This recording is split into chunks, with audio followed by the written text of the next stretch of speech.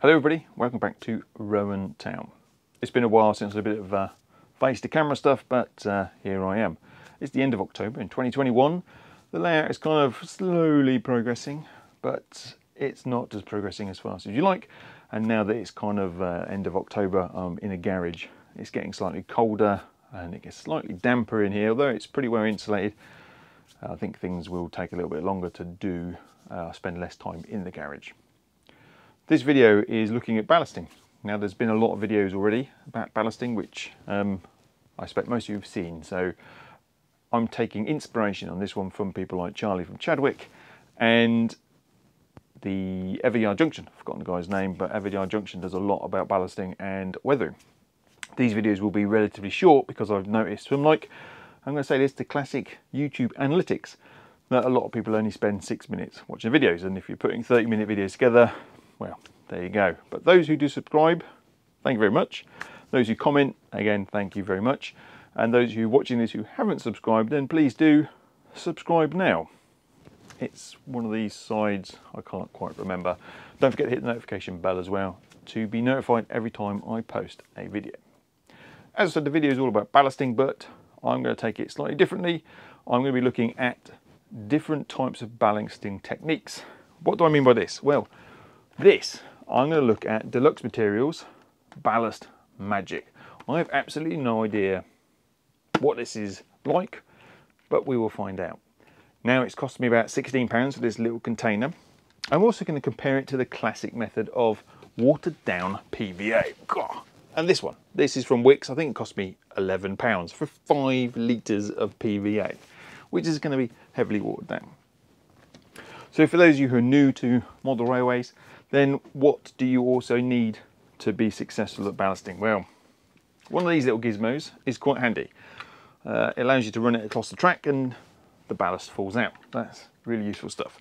The other things that are useful for ballasting is pipettes, these little things, so you can suck up the liquid PVA and pop it onto your ballast. And the other thing which is also important is you need some of this stuff. This is isopropanol, if I can't even say it, and a dispenser. So the reason for this is when I did it before, people used to spray on a bit of water, it would break down the surface tension, and that water had a little bit of fairy liquid in it, and you also had a drop of fairy liquid into your PVA mix, which was 50-50 water PVA. But now people seem to spray on isopropanol onto it instead, and they use these little things. So you need to get yourself a few little bits and bobs. The other thing is I'm going to be using different types of ballast, and this was something that I picked up on Everyard Junction. He was wanting to make it look, rather than just having a singular colour across the entire layout, he wanted to do something different, and I quite like the approach. So some of the stuff was going to be like classic grey, some might be browns, and for that I've got obviously some previous ballast that I got from Dapol, and I've also got some ballast which came from Woodland Scenics, the medium ballast. So these are two things that I've had previously. Since then I've gone out and purchased some other bits and bobs. So I've got some of this stuff here from SMS, Scale Model Scenery, and it's a browned blend. So I've got this stuff as well. And just while I was looking at ballast, I came across this company as well, Natural Scenics. They've got a range of colours, and I've got 8 different colours, ranging from mixed brown, dark brown, light brown to light greys, dark greys. So that's what I'm going to be using. So step one, I need to open these up and just check, because this is a little tip that I watched from Everyard Junction, that they can be quite dusty, and if they're dusty, you could wash them down. And that's what I'm going to do. I'm going to check them and wash them, and if I need to wash them, then I need to let them dry, and that's going to take a significant amount of time. Anyway, let's crack on.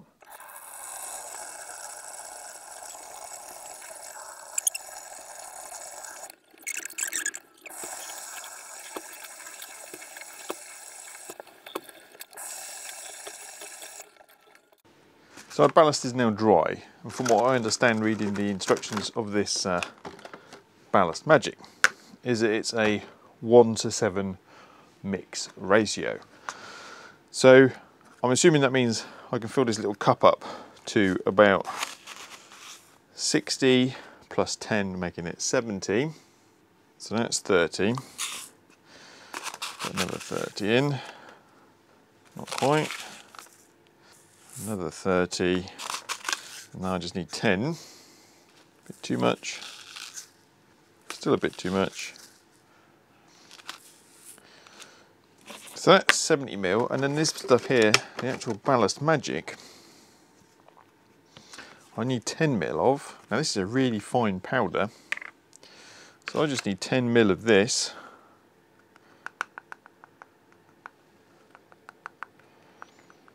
And I believe that is 1 to 7. So 70 ml of ballast to 10 ml of Ballast Magic.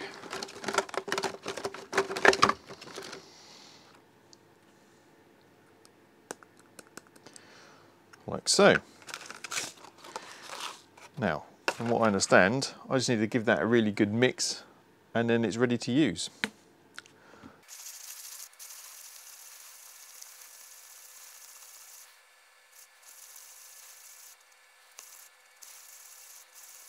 So I've stirred it in, but you might be able to see that it's all kind of sunk to the bottom. So I'm going to use this to shake it about, see if I can get it to sort of spread. I'm kind of hoping that's what it's meant to do. But I guess the other issue is once you use fine stuff, it's like anything. With the big stuff, it will always raise to the top if you shake it all. So anyway, I'm going to give that a go, and I'll give that a shake for a few more minutes, and then we can put it on the track. I'm really hoping that one of the benefits of this will be, because you then just moisten it, it's going to be really easy to put it down near the points. In fact, it does say that actually on the box. It's ideal for using around point work. We will see, won't we? So I've done all the mixing. So this is all looking okay. I've got one of these little boxes. You know, it's kind of the typical track ballast spreader. This one I think was flat packed and you just pushed it together. Maybe this one was glued, I can't remember, I've got a few of them. So it's now just a case of pouring these in.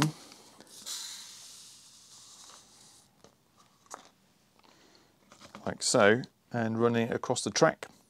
So the theory with this is you just literally, as you've seen before, push the little unit in, it starts falling, and you just run it along the track. Like so. So I do that for this bit, not very successfully, I have to say, to about here. It's not going to pour out. I'm going to try on the other side. Push that through so it allows everything through.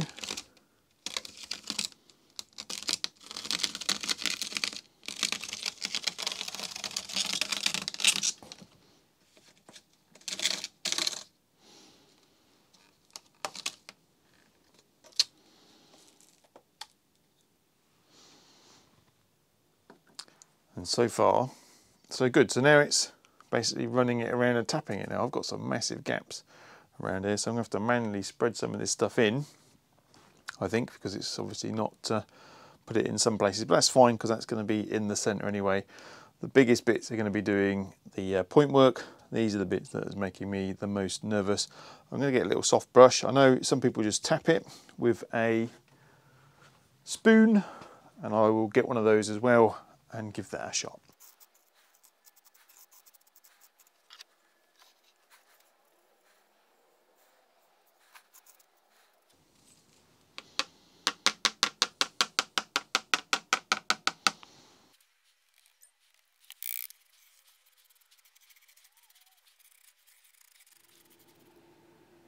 It's been a few days since I actually completed the ballasting. I've done the ballasting, as you can see. It's put in place, and this was using the Ballast Magic.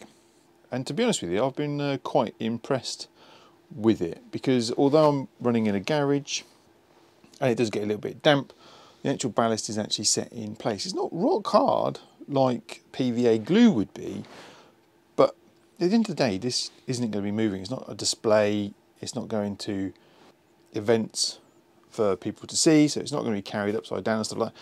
But it has generally worked pretty well, and yeah, I'm suitably impressed with it. So it's, yeah, some of it does flake off a little bit, but yeah, it's been pretty good. I'm pleased with it. It's easy to measure. You've got the measuring cup, so you can do your sort of 60 ml to 10 ml, or is it 70mm to 10mm of powder, and it does work quite well. I had a problem with a set of points. I had problems with a few of them because obviously the ballast gets in between the blades and the track and causes a few jams. But these ones, this one here, I had to actually remove the actual motor from the bottom, and that's because the way that I'm running these motors, the actual base of the motor is flat. So here is one as an example. As you can see, when they're underneath, they will capture any kind of loose ballast that falls through the hole. So I had to, and that was, yeah, that was really kind of gumming up the movement. So I had to go off and just unscrew that and put it back in place. It does require that's a two-person job, unfortunately, because you need somebody to hold it in place, somebody to screw, so you need 4 hands to do that work. But yeah, so I'm all pleased it all works. I've run some trains across them and it works as expected. I just now need to continue the whole process for ballasting much further on. And the other thing that I will do, but I'll do that in another video, is I'm going to paint the rails firstly with some sleeper grime to get the rails looking a little bit kind of dirty, and then I will look at finding out if my airbrush compressor still works, and then doing that kind of light misting to give them a bit more of a grimy, oily, greasy feel. So I'd just like to say thanks very much for watching, and hit the subscribe button if you haven't already, and do hit the notification bell. That will let you know every time that I post a video in future. So thanks again, hope to see you soon. Bye for now.